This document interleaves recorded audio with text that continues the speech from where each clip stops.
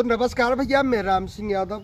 आज हम बात करेंगे एक ऐसे लाचार बेबस पिता जिसके आंसू थमने का नाम नहीं ले रहे हैं।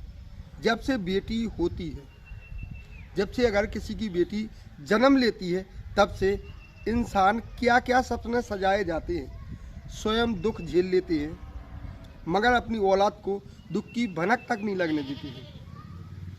आज वो पिता आज बुंदेलखंड में ही नहीं, संपूर्ण भारत की यही कहानी है कि बच्चियां अपने माता पिता की थोड़ी सी चिंता नहीं करती हैं कि हमारे माता पिता पर हमारी एक छोटी सी गलती या एक छोटे से कदम से क्या बीत रही होगी।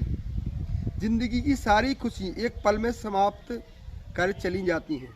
माता पिता कितना भी निर्दयी हो, लेकिन जब तक उसका जीवन रहेगा वो अपनी औलाद का कभी बुरा तो दूर की बात है, लेकिन सोच भी नहीं सकता। आज हम आपको एक ऐसी सच्ची घटना से अवगत कराते हैं जो आपको ले चलते हैं मध्य प्रदेश के टीकमगढ़ जिले के थाना खड़गापुर के अंतर्गत, जिसने आवेदनों को लेकर उत्तर प्रदेश के मुख्यमंत्री के जन चौपाल से लेकर जगह जगह आवेदन दिए हैं, लेकिन उसको आज तक न्याय नहीं मिल रहा है। पूरा घर हाल बेहाल है, दर दर की ठोकरें खा रहे हैं।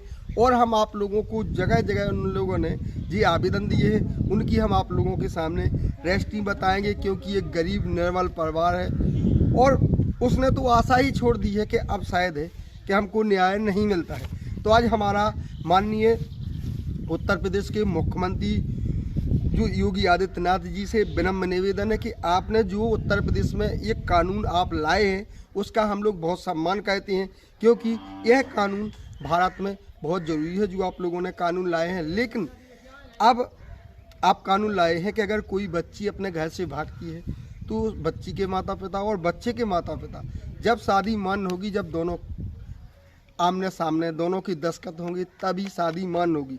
अब लेकिन देखना यह है कि आखिर यह जो कानून उत्तर प्रदेश में है कितना कारगर साबित होता है या नहीं होता है, यह कानून ही अपनी जगह पर रह जाएगा। तो आज हम वो कहानी नहीं है, एक हकीकत है, एक हकीकत घटना है। वो आज आए दिन जो अपने भारत में घट रही हैं घटनाएं, उनको लेकर भैया हमारा सभी लोगों से अनुरोध है कि हम किसी को आहत नहीं करना चाहते। अगर हमारी इस खबर से किसी को आहत पहुँचे तो उसके लाने हम आपसे माफ़ी चाहते हैं, क्योंकि यह खबर बनाना बहुत अनिवार्य है। और भैया आप लोगों को हमारी अगर खबर अच्छी लगे तो खबर फेसबुक पे अगर आप देख रहे हैं तो फेसबुक को फॉलो, और अगर आप यूट्यूब पे देखते हैं तो यूट्यूब पे चैनल को लाइक सब्सक्राइब और कमेंट करना ना भूलें और शेयर अवश्य जरूर करें, क्योंकि अगर इस खबर से किसी का परिवार अगर बच सकता है तो हमारे लिए एक गौरव की बात होगी। तो अब हम आपको ले चलते हैं, इसमें लिखा है माननीय मुख्यमंत्री महोदय जी उत्तर प्रदेश शासन लखनऊ उत्तर प्रदेश। विषय लिखा है आवेदक की पुत्री वर्षा राय को अनावेदक पवन तनय सुरेश कुमार निवासी गढ़मुखा का कागरोल थाना कागरोल जिला आगरा उत्तर प्रदेश का बहला फुसला कर ले जाता है।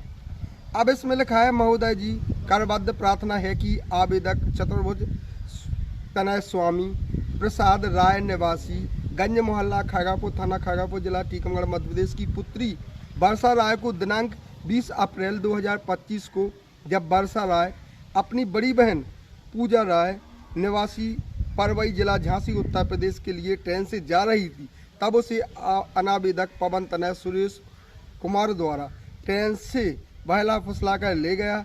तब से आवेदक अपनी पुत्री से कोई संपर्क नहीं हुआ है और ना ही कोई बातचीत हो रही है। और आवेदक ने अपनी पुत्री से मोबाइल नंबर, इसका मोबाइल नंबर भी हम आप लोगों को बता रहे हैं, 95 16 42 18 42 पर संपर्क करने की कोशिश की, तो आवेदक की पुत्री का मोबाइल नंबर स्विच ऑफ आ रहा है, क्या हो रहा है, बंद हो रहा है। इसके बाद आवेदक को जैसे तैसे अनावेदक पवन का व्हाट्सअप नंबर मिल जाता है। उसको किसका नंबर, व्हाट्सअप नंबर मिला, तो आवेदक ने पवन से व्हाट्सअप ऐप पर बात की, तो पवन के द्वारा कहा जा रहा है कि मैं वर्षा से कहूँगा कि जो मैं वर्षा से कहूँगा वही होगा, क्योंकि वर्षा मेरे कब्जे में है।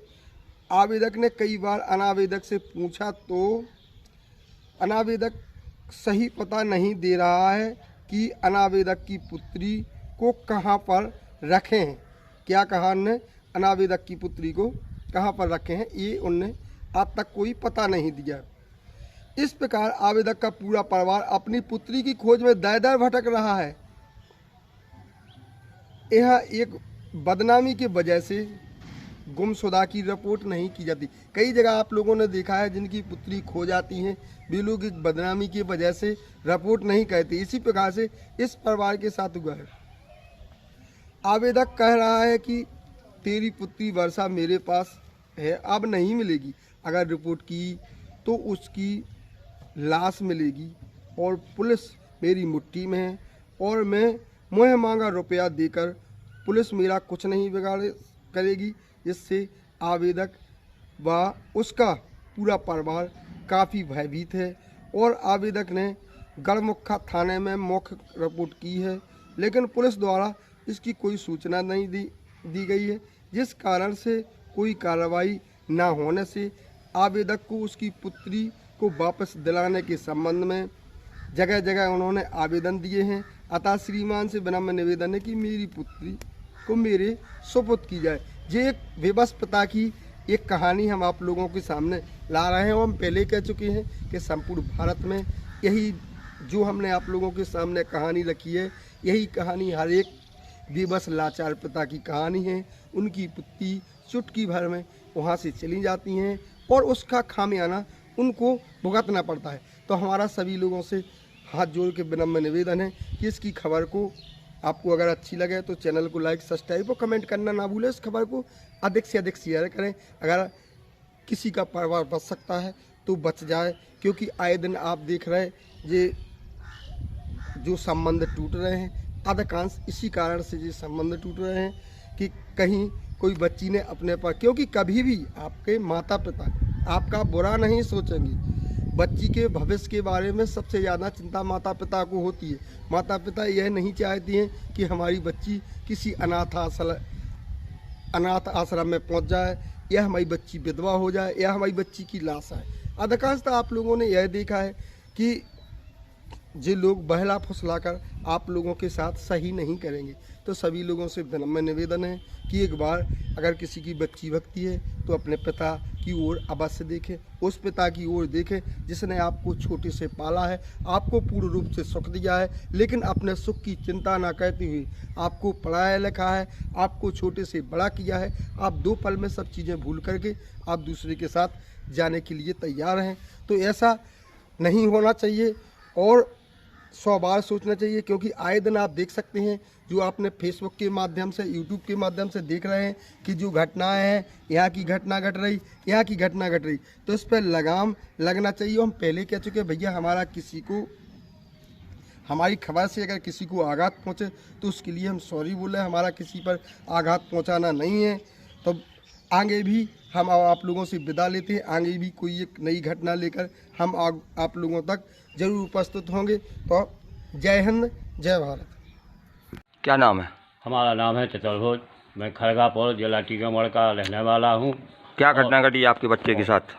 घटना ये घटी है कि बच्ची क्या बोल रही थी कि हम बहन के पास जा रहा है, बड़ी बहन के पास, और गई वहाँ पर जानकारी मिली, फ़ोन पे मिली, वैसी मिली कि घर नहीं आई। कुछ दिनों से कोई पता भी नहीं है। क्या नाम बच्ची का? बच्ची का, लड़की का वर्षा नाम है। उम्र कितनी होगी लगभग? उम्र होगी वही 20-22 साल। अच्छा, क्या घटना घटी है? फिर घटना घटी, ट्रेन से जाई थी, उस दिन से कोई पता नहीं है। और फिर व्हाट्सएप पे बात हुई है कि लड़की मेरे पास है। कितने दिन बाद व्हाट्सएप पे बात हुई? 15 दिन बाद। किसके द्वारा की गई बात? पवन के द्वारा की गई। कौन है ये पवन? क्या पता, मैं नहीं पहचानता। और फिर मैं परेशान हुआ और उसने धमकी दी व्हाट्सएप पे कि अगर तुम लड़की के ज़्यादा चक्कर रिपोर्ट करोगे तो जान से ख़त्म हो जाएगी, और पुलिस हमारी मुट्ठी में है और तुम मेरा कुछ नहीं बिगाड़ सकते हो। कहाँ कहाँ आवेदन दिया? मैंने यूपी CMG योगी जी को दिया है और 2-3 बार दिया है। किस माध्यम से दिया? लड़की के माध्यम से कि मेरी लड़की मुझे मिल नहीं जाए। तो किस स्वयं गए थे क्या? स्वयं नहीं, मैंने रजिस्ट्री के द्वारा की थी। अच्छा अच्छा। रजिस्ट्री की पावती है मेरे पास।